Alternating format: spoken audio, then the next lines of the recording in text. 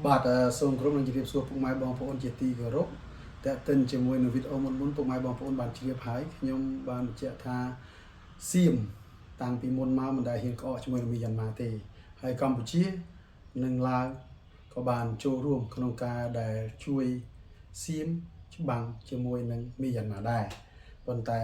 សៀមរមើសគុណទាំងកម្ពុជាទាំងឡាវហើយលើសពីនេះទៅទៀតសៀមនេះគឺថាកលិចកលុចណាស់រយៈពេលទៅតែប្រមាណជា240ឆ្នាំនេះទេដែលប្រទេសសៀមមិនមានច្បាំងជាមួយនឹងមីយ៉ាន់ម៉ាប៉ុន្តែនៅតាមតបព្រំដែនក៏មិនស្ងប់ស្ងាត់ដែរដោយដែលថ្មីនេះមានការប្រកាសឯករាជ្យឬក៏ប្រកាសដាច់ខ្លួនដូចជាកងទ័ពរំដោះការ៉ែនកាលពីដើមខែមករាកន្លងទៅប៉ុន្តែទោះជាយ៉ាងនេះក្តី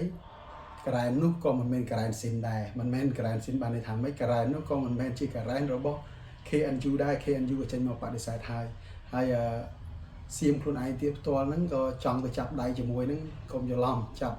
មិនចេះទៅចាប់ស្រួលទេប្រយ័ត្នប្រយែងពីព្រោះថាស្ថានភាពបន្ទាប់ព្រំដែនមីយ៉ាន់ម៉ាជាមួយនឹងសៀមហ្នឹងគឺមិនទាន់ស្ងប់ស្ងាត់នៅឡើយទេស្ថានភាពគឺនៅតែតាមតឹងនៅឡើយទេហើយភូមិភាគខាងត្បូងក៏នៅតាមតឹងអញ្ចឹង240ឆ្នាំមកនេះវងចក្រីមិនមានចំនួនជាផ្លូវការជាមួយនឹងមីយ៉ាន់ម៉ាទេព្យាយាមធ្វើជាតួឯកនៅក្នុងអាស៊ានទាំងប្រទេសតាំងពីសៀមរហូតមកដល់ថៃនាពេលបច្ចុប្បន្នប៉ុន្តែទោះជាយ៉ាងណាក្តីខ្ញុំធ្វើវីដេអូនេះលើកឡើងឆ្លើយតបជាមួយនឹងអ្វីដែលពុកម៉ែបងប្អូននិង fan ទាំងអស់ដែលគាត់បានសួរមកថាចុះដំណើរតមកថាវងចក្រីនេះគ្រងរាជសម្បត្តិតាំងពីទី1ដល់ទី10នេះតើជាពីពូជអម្បូរខ្សែស្រឡាយវងចក្រីឬយ៉ាងណា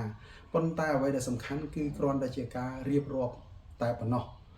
គ្រាន់តែជាការនិយាយតគ្នាសូម្បីតែប្រជាពលរដ្ឋថៃខ្លួនឯងផ្ទាល់ហ្នឹងក៏វង្វេងប្រវត្តិសាស្ត្រនិយាយមិនច្បាស់ម្ដងលិចម្ដងកើតម្ដងត្រូវម្ដងខុសរអីជាប្រកាសអត់ឃើញទេប៉ុន្តែយោងតាមការស្រាវជ្រាវ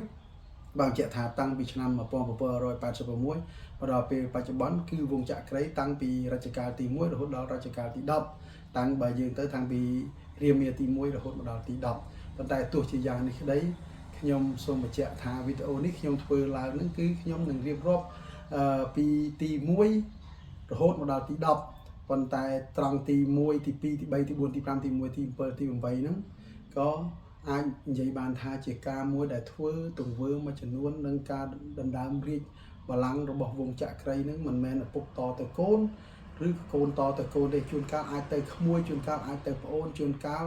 បងអាចទៅបងប្រុសអាចបន្តមកប្អូនអាចបន្តទៅកូនអីហូហែដោយរជ្ជកាលនីមួយដែលខ្ញុំបានរៀបរាប់នៅវីដេអូមុនថ្ងៃនេះខ្ញុំនឹងរៀបរាប់នៅវីដេអូជាបន្តបន្ទាប់ពាក់ព័ន្ធជាមួយនឹងស្ថានភាពនានាជាពិសេសវងចក្រីដែលដឹកនាំប្រទេសថៃប្រមាណជា240ឆ្នាំមកនេះខ្ញុំសូមបញ្ជាក់ថាវងចក្រីនេះមិនមែនវងចក្រី